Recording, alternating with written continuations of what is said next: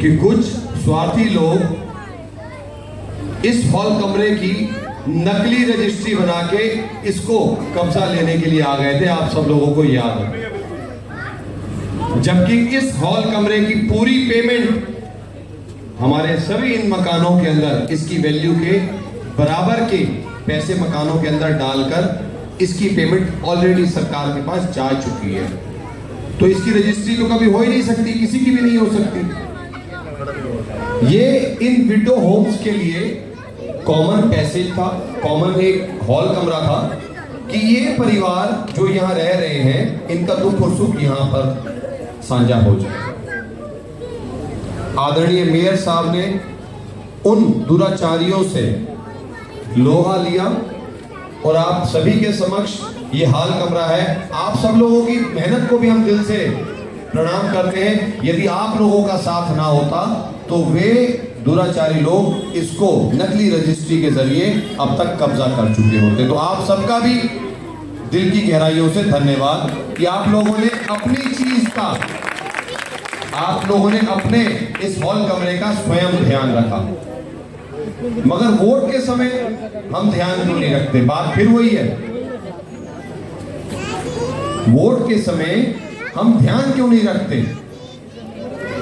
जिसको हम जानते नहीं, पहचानते नहीं, कभी दुख सुख में देखा नहीं, कभी किसी के कांधे पे सर रख के उसने किसी को सहलाया कि हम यहाँ मीटिंग करते थे कि हाल कौन कैसे बचाएंगे, यहाँ कौन कैसे बनाया जाएगा। हम लोग रोड पे बात करते थे।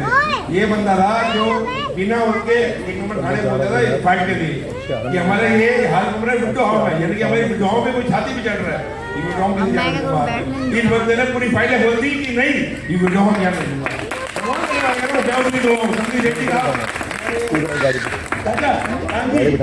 बंदे ने पूरी फाइल लड़ी थी, विडो होम नहीं है, वो किसी बात में नहीं, जो तुम्हारे हक में मिल गए वो ऐसे बैठ डेली गाड़ी।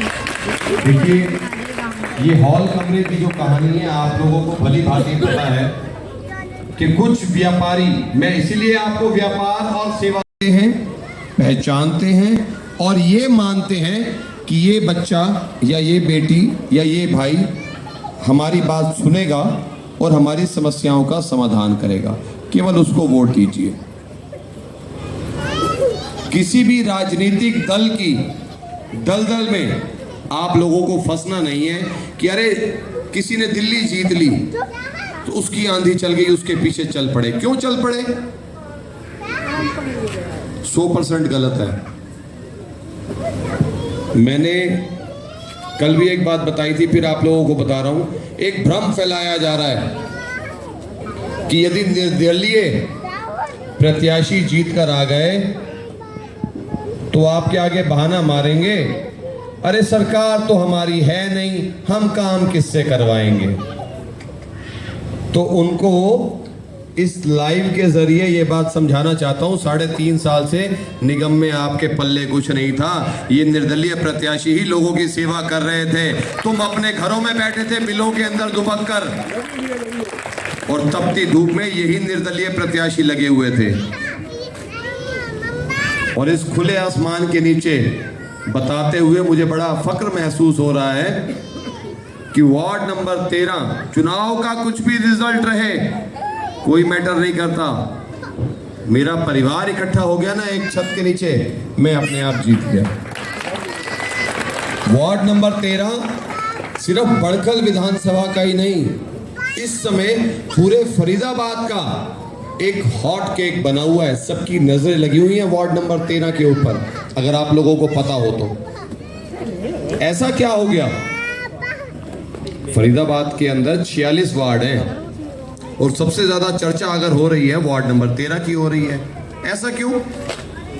क्योंकि यहां पर जो चुनाव हो रहा है वो एक सेवादार में और एक व्यापारी में हो रहा है। वार्ड नंबर 13 का जो एक चुनाव है ना, एक तरफ वोट कमाने वाले सेवक के बीच में है और एक तरफ वोट खरीदने वाले व्यापारी के बीच में है। वार्ड नंबर 13 का चुनाव एक ऐसे परिवार के बीच में जो समूचे फरीदाबाद को नगर निगम में इस बार 2 वोट डालने वाले हैं। आप लोगों को पता है? पता है आप लोगों को? किस किस को पता है? हाथ उठा के बताएं। गिनती की 8-10 लोगों को। आपको तो बेटा वोट ही नहीं, आपको कैसे पता है?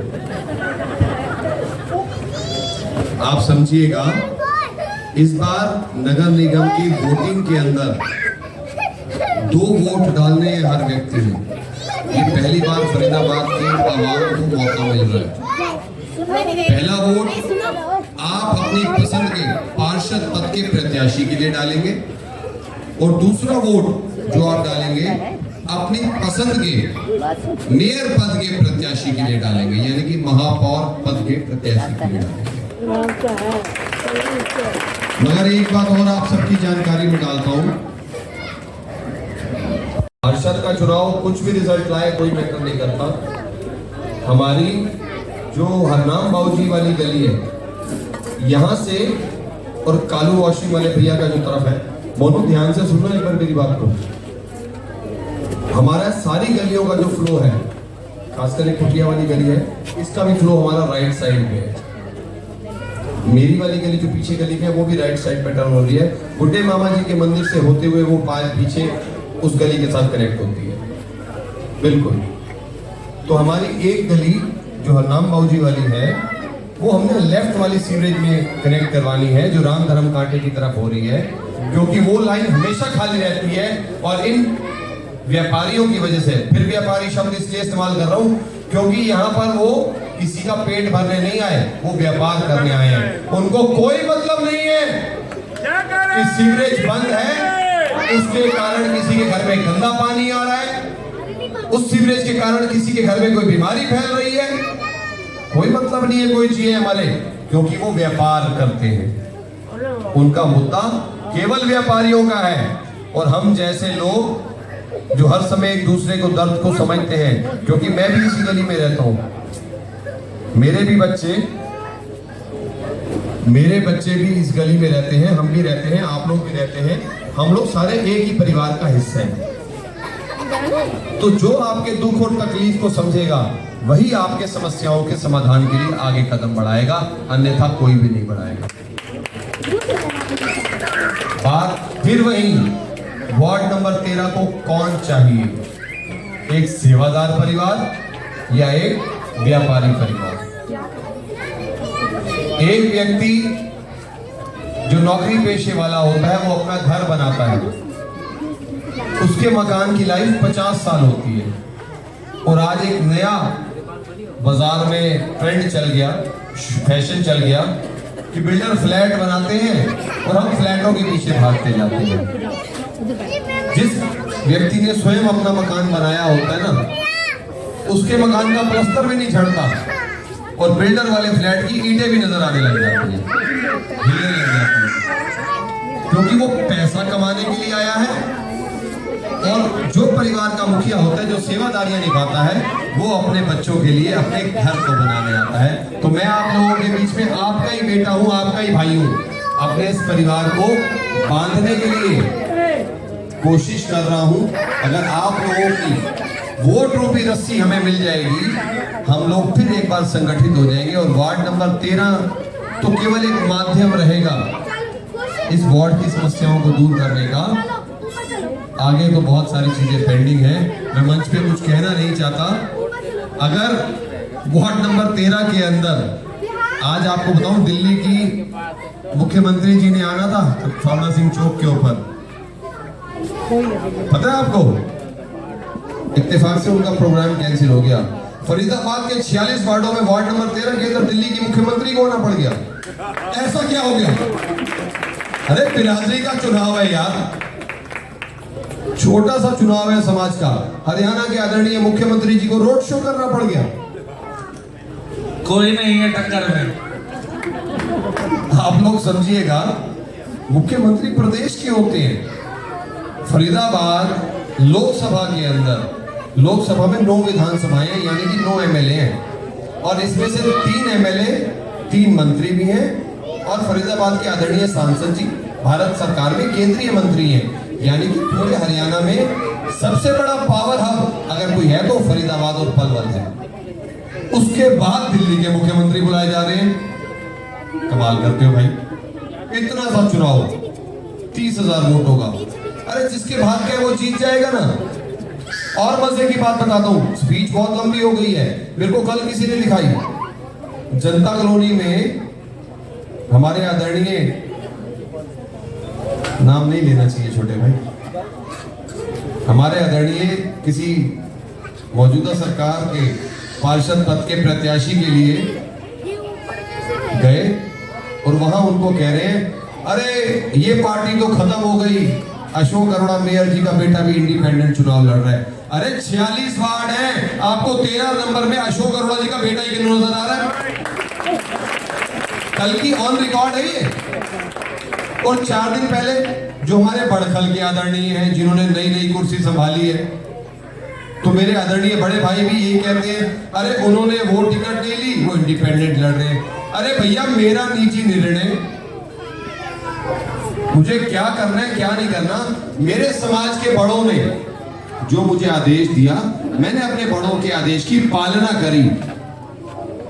आप लोगों ने आशीर्वाद दे दिया तो धन्यवाद। मैं सरकार के लोगों से कह रहा हूं, आप लोग तो मुझे वोट रूपी आशीर्वाद देंगे। सरकार में बैठे हुए लोगों ने मुझे आशीर्वाद दे दिया तो धन्यवाद, नहीं दिया तो आपका 2 बार धन्यवाद।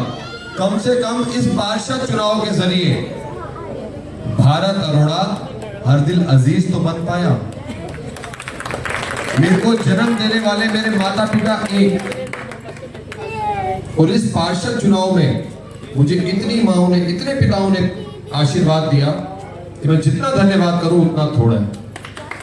शायद मैं अभी आया हूं, आप सब लोग भी हैं इधर, आंटी भी हैं, उन्होंने बोला पंडितों का आशीर्वाद है तो जीतेगा। सच्चाई भी यही है। हमारे वेद और शास्त्र भी क्या कहते हैं कि संत सच्चे की नजर जिस तरफ पड़ जाएगी, अरे खलक तो क्या, खालक की मर्जी भी उधर हो जाएगी। संत कौन होते हैं, पीर कौन होते हैं, पैगंबर कौन होते हैं, अहोलिया कौन होते हैं, ये नहीं हम किसी भी जाति में जन्म ले जाएं हम वो हो जाते हैं, नहीं। माता मेरी बात को ध्यान से समझना, मैं जो आपको कह रहा हूं। वाल्मीकि जी, जिन्होंने हमारे श्री राम का नाम श्री रामचरितमानस जी में लिखा, संपूर्ण विश्व, संपूर्ण संसार उनको जानने लग गया। तो वाल्मीकि जी कौन से समाज में